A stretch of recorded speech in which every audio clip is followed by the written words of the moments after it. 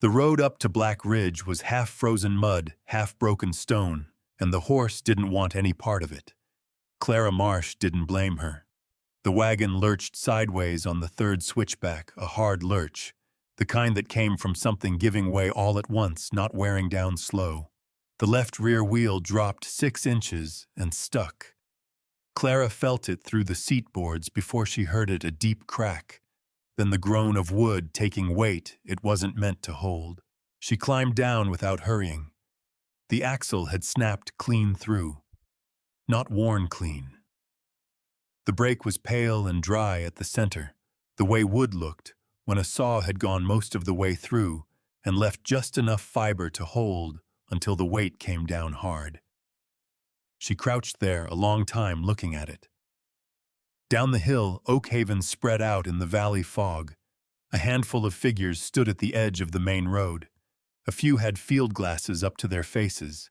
Clara stood. She went to the rear of the wagon and took stock. A trunk of clothes. 2 crates, one with her mother's cast-iron pot, one with flour and coffee going stale. A bedroll. 1 axe. No spare axle. No rope worth a damn.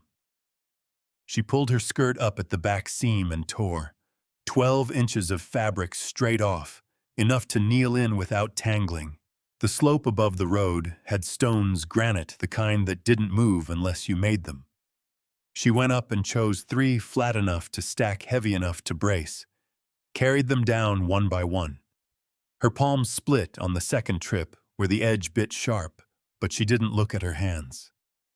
She worked the largest stone under the axle housing, angling it for purchase. Tested it. Shifted it 2 inches right. The wagon didn't move. She needed more weight on the lever, more length. She was looking up the ridge line, reading the tree line for something that wouldn't flex when she heard it. Not quite footsteps. More like something very large choosing deliberately to make itself known. He came out of the tree line the way a storm came, no warning, no announcement. Just suddenly there and taking up more space than seemed right. 6.5 feet of him, maybe more. A beard that had given up being trimmed. A scar running from his left jaw down into his collar. Silas Crane. Every person in Oakhaven knew the name. Most wouldn't say it out loud after dark. He stopped 10 feet away and looked at the axle. Then at the stones she'd placed. Then at her hands. He didn't say anything. She didn't step back. "I need weight on the long end of that board," she said. Her voice came out flat and level. "Lift the housing clear so I can reset the wheel on the axle pin. Won't hold long, maybe 20 minutes, but I only need it to hold to the top." He looked at her. "I can't pay you money," she said. "I have 1/2 pound of coffee left. You can have it." The field glasses down in Oakhaven were still up. She didn't look their direction. Silas walked to the wagon.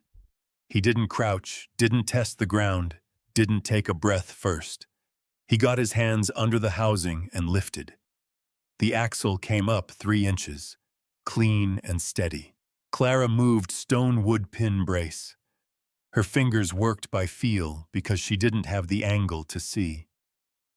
When the wheel settled back onto the pin, with a sound like a rifle bolt sliding home, she stood and stepped clear. Silas lowered the wagon. He hadn't made a sound the whole time. She took the coffee tin from the crate and set it on the road between them. He looked at it. 1/2 pound, she said. He picked it up and walked back into the trees without speaking. The forest closed around him like water over a stone. Clara climbed back onto the seat. Her hands left red prints on the reins. She did not look at Oakhaven. She clicked the horse forward and started up the last stretch of road to the top of the ridge where the trees thinned and the wind came off the mountain like a blade, and nothing grew that hadn't learned to live on almost nothing.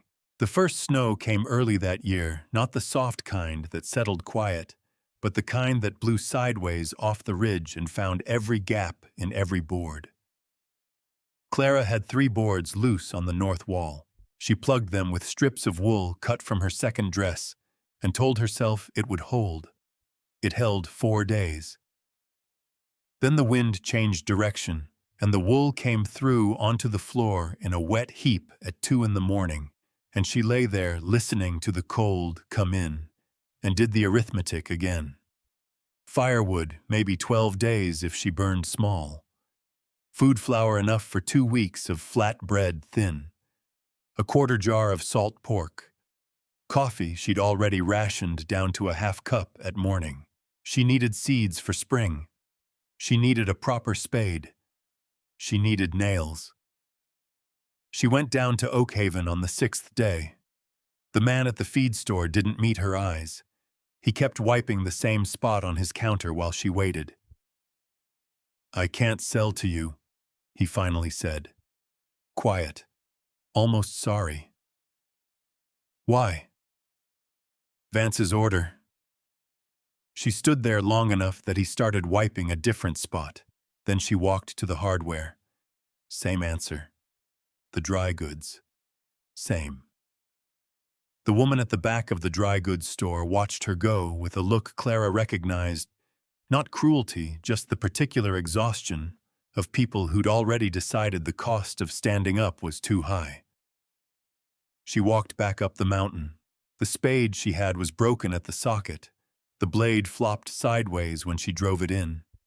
She used it anyway, both hands gripping just below the brake, working the edge of the granite shelf east of the cabin where the ground was softer. She was making a cold cellar. Not the kind anyone would choose to make, barely 4 feet wide, the ceiling low enough she had to work on her knees, but deep enough to hold a temperature once the earth closed over it.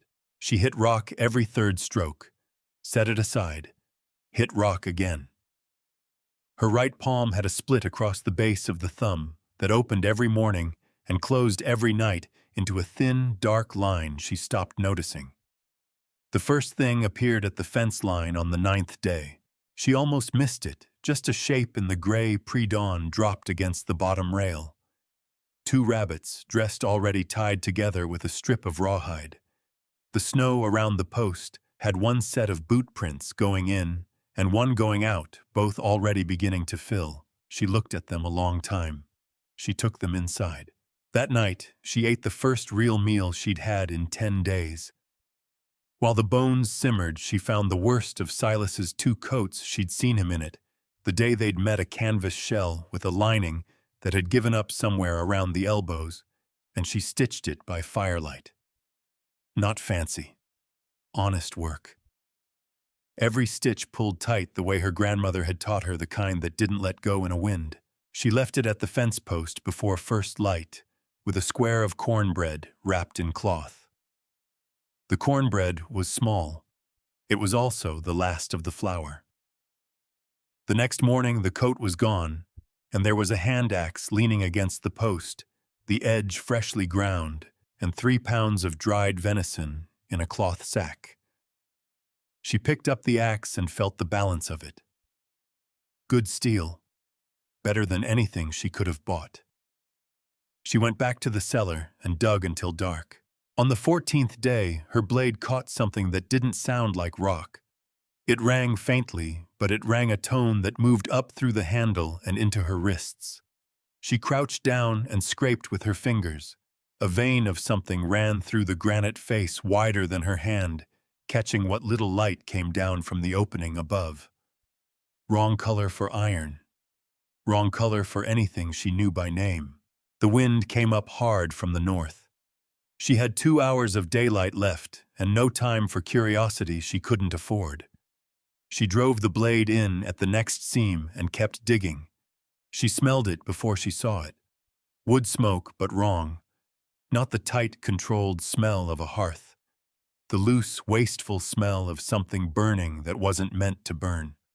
Clara came up out of sleep, already moving. She hit the door with her shoulder and got it open, and the cold drove into her like a fist. The woodpile was on the east side of the cabin, stacked 6 feet high against the lean-to wall. She and Silas had spent 11 days building it. She had counted the logs twice because counting them made her feel like the winter was a problem with a solution. It was all burning, not smoldering. Burning full and bright and tall, throwing orange light across the snow and into the black tree line, and she could see where the base had been soaked with something, because the bottom logs burned hotter than the top, and the heat came off it in a wall that stopped her 10 feet out. She stood in her wool socks in the snow and watched it. The cold was below zero. She could feel it pulling the moisture from her lips from the inside of her nose. The fire was beautiful, the way disasters were beautiful, when they were already finished, and there was nothing left to do but witness them. She went back inside. She sat on the edge of the cot and looked at her hands. The split on her right palm had opened again. She pressed it closed with her thumb and looked at the wall. 12 days to the end of November. After that, the passes would close. The temperature at the top of Black Ridge in December could kill a man in 3 hours if he stopped moving. Without wood, the cabin would reach outside temperature before morning. She knew this the way she knew her own name. She didn't move for almost a minute. Then she picked up the pickaxe. The cellar entrance was 4 feet wide and dropped straight down 6 feet before it opened into the chamber she'd carved out. She'd been avoiding the far wall, the one with the vein that rang when she struck it, because she'd told herself she had more important things. She didn't have more important things anymore. She dropped down into the hole. The dark was total. She worked by feel the way she'd learned to do most things. The pickaxe head connected with the far wall, and she felt the ring come up through the steel into her palms, into her wrists, into her elbows. She swung again. The ring was higher this time, cleaner. She didn't know how long she worked. Long enough that her shoulders stopped burning and went numb. Long enough that the sounds she was making stopped sounding like work and started sounding like something else, like a woman who had run out of other options and was fighting the earth itself because the earth was the only thing left to fight. The pickaxe head broke through into a small cavity, and she lost her footing and went to one knee. Her hand hit the rock face and she felt something different. Not cold granite, something smoother. She pressed her palm flat against it. The texture was fine. The grain ran horizontal, and under the thin layer of limestone dust, something caught even the absent light and gave it back. She scraped with her thumbnail. Her hand started shaking. Not from cold. She was still crouched there, both hands flat on the wall of the cellar, when the rope dropped down from above. Then a lantern on a second rope. The light came down and filled the space, and Clara did not move and did not speak and did not look up. Heavy boots landed behind her. She heard him take one breath. She heard what that breath did when he saw what the lantern showed on the wall, a seam running 8 feet across, finger-thick in places, fat as a man's wrist, in others yellow-white and unmistakable. "Get up," Silas said. His voice was rough, not cruel. She didn't move. One large hand closed around her arm just above the elbow and pulled not hard, just steady, the way you moved something that had been still too long and needed reminding. It could still move. "You don't get to die tonight," he said. He lifted her up out of the hole. The storm hit them both. He didn't let go of her arm. Inside his cabin, the stove was going.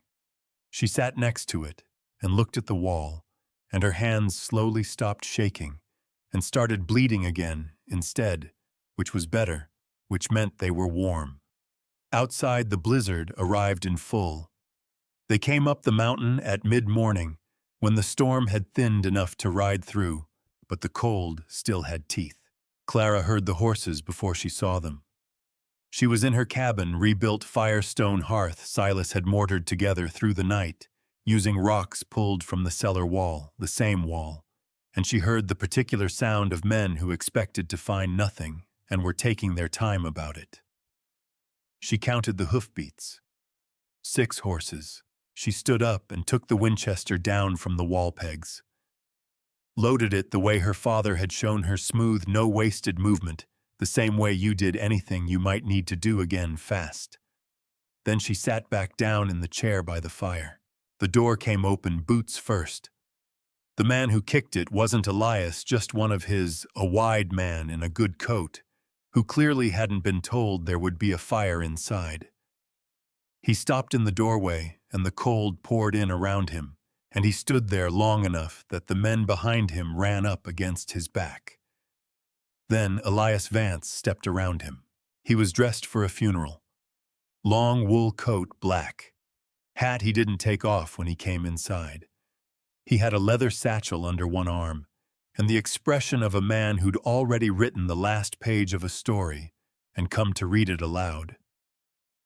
His eyes went to the fire first, then the iron pot hanging over it, the smell of venison and juniper coming off the broth. Then the bearskin across Clara's shoulders, black fur, a full hide draped like she'd been born wearing it. Then the rifle across her knees. His expression didn't break. Men like Elias Vance were good at that. "Mrs. Marsh," he said. "Mr. Vance." We were concerned. He looked around the cabin, slowly cataloging. "Given the storm." "That's kind." He opened the satchel and produced a folded paper. Set it on the table between them like it was something he was doing her a favor by delivering. "Tax assessment. Property liens on this parcel go back 3 years before your husband took deed. Outstanding balance of $512. He smoothed the paper flat with 2 fingers. Payable by sundown today. Clara looked at the paper. She didn't touch it. "That's a lot of money," she said. "It is." He almost smiled. "There's a simpler path, of course. Sign the parcel back to the county land office. I sit on that board, as you know, and we'll call the debt settled. You'd have safe passage down to Oakhaven. A warm room." The fire popped, a knot of pine releasing its pitch. "A warm room," she said. "Clara." He let the familiarity sit there like a hand on a shoulder she hadn't offered. "You're one woman alone on a mountain in December. There's no shame in—" "I'm not alone." The voice came from the corner of the room. The wide man by the door stepped back into the man behind him. Elias turned, and his face did something, then a small collapse just around the eyes, because the shadow in the corner was very large and had always been there, and none of them had seen it. Silas stepped into the firelight. He didn't speak again. He didn't need to. He stood behind Clara's chair with the specific stillness of something that had decided, and the deciding was already finished. Elias recovered. He was good at that too. "Crane." A short nod, the kind you gave a dog you weren't sure about. "This is a county matter. Nothing to do with—" Silas set his hand on the back of Clara's chair, not on her shoulder. On the chair, one hand resting easy. Elias stopped talking. The fire breathed. Outside, the wind moved through the pines with a sound like a river. Clara let the silence hold exactly as long as she wanted it to. Then she picked up the deed paper with 2 fingers folded at once and set it back on the table face down. $512, she said. "By sundown." "That's correct." She looked at him with an expression that had no anger in it, no fear, nothing he could catch hold of. "Then you'd better stay close," she said. "It won't take long." Elias laughed. It was a short laugh, the kind that did the work of a longer cruelty. He looked at the men behind him, making sure they'd heard it too. The wide man in the good coat obliged with a grin. "By sundown," Elias said again, slower, like she hadn't understood the first time. Clara stood up. She set the Winchester against the chair, not down, just aside, still within reach, and crossed to the table. She moved the deed paper to the edge without looking at it. Then she looked at Elias the way she'd looked at that broken axle on the road in October. Reading it, deciding what it would take. "You want to see it first?" she said. or you want to keep standing there?" Elias's chin came up a quarter inch. That was all, but she saw it. "See what?" he said. She walked to the cellar door in the floor. It was a new door. Silas had fitted it 2 nights ago, pine boards, tight-joined iron hinges. She pulled it open, and the smell came up cold earth mineral sharp, something under it that had no name she knew yet. She went down without a lantern. She didn't need one now. She knew the wall by its sound, by the way the air changed 2 feet before she reached it. She knew the vein the way she knew the split on her palm, by the specific weight of it in the dark. She came back up with both hands cupped together. She set what she carried on the table in front of Elias Vance. 3 pieces. The largest was the size of a hen's egg, irregular one face of it sheared clean where the pickaxe had separated it from the seam. The color was wrong for iron, wrong for copper, wrong for anything that came out of ordinary ground. In the flat winter light through the cabin window, it sat on the table and it pulled the eye. The way fire pulled the eye, not because it moved, but because something in it seemed like it wanted to. Nobody in the room spoke. Elias reached for the largest piece. "Don't." His hand stopped. He looked up at Clara. The Winchester was back in her hands. She hadn't made a sound picking it up. She held it level, not dramatic, the stock easy against her shoulder. The barrel pointed at the center of the table, not at Elias, but the distance between those 2 things was short, and everyone in the room understood it. "You'll want to keep your hands where I can see them," she said. From behind her chair, Silas moved for the first time since the men had arrived. He crossed to the corner where his coat hung on its peg, reached into the inside pocket, and came back with a leather bag the size of a man's fist. He didn't hurry. He set it on the table next to the 3 pieces of raw ore and pulled the drawstring. The bag tipped. Gold, not dust, not flake. Rough nuggets, irregular, the kind that came out of a primary seam before any water had time to work them smooth. They caught the firelight and threw it back doubled, and the wide man by the door made a sound low in his throat that he probably didn't know he'd made. Silas pushed the bag across the table toward the deed paper. He didn't touch Elias. He didn't need to. "Count it," Clara said. "Take what you're owed. Write a receipt. Sign it with the county seal you've got in that satchel." She kept the rifle where it was. "Then fold the deed back up and leave it on the table when you go." Elias's face was doing something complicated. His eyes moved from the gold to the ore samples, to Clara, to Silas, and back to the gold. She watched him arrive at the number he was calculating, not $512, but what the vein implied. What it meant that she'd been up here alone in the cold, with a broken spade and no neighbors, and she'd walked out of the ground with this. His jaw tightened. "There's more," he said. "Not a question." "That's mine to know," Clara said. He looked at her for a long moment. She let him look. Then he sat down, opened the satchel, and started counting. Elias wrote the receipt slow, like a man who believed if he dragged the pen long enough, the numbers might change. They didn't change. He pressed the county seal into the wax himself, because Clara stood there with the rifle until he did, and when the wax cooled, she picked the deed up off the table and held it without looking at it. He stood. "This isn't finished," he said. "Yes, it is. A woman alone up here with a gold seam that size. There are men who'll come. Men worse than anything in Oakhaven." He said it like a warning. It came out like an admission. Clara looked at him. "I know." She crossed to the door and pulled it open. The wind came in hard and flat, carrying the smell of pine and deep cold. Outside, the empty coffin sat in the snow, where they'd left it, the wood already going gray-white with frost. She reached into her coat pocket and took out a silver coin, old, worn thin at the rim, a dime gone soft from years in someone's hand. She held it out. Elias looked at it. "Toll," she said. "For the road down." He stared at her face for a moment. Whatever he was looking for, he didn't find it. He took the coin because not taking it would have been worse, and he walked out the door, and his men went after him, without being told, and the wide man in the good coat went last and didn't look back. Clara watched them take the coffin.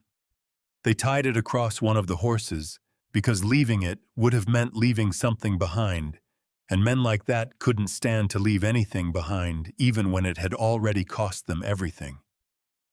She watched until the horses were gone below the tree line. Then she pulled the door shut. The cabin was quiet, the way it was only after something loud had ended. Fire in the stone hearth broth still simmering, the deed on the table with the county seal pressed into the bottom corner. Outside the storm was easing, the wind dropping by degrees, the light through the single window going from white to pale gold as the clouds thinned. Silas was standing at the window with his back to her. She set the rifle on its pegs.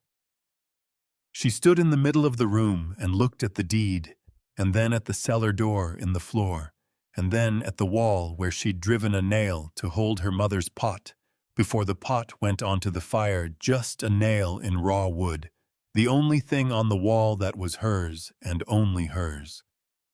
"You could have stayed out of it," she said. "Let me handle it alone." "I know," he said. "Why didn't you?" He turned from the window.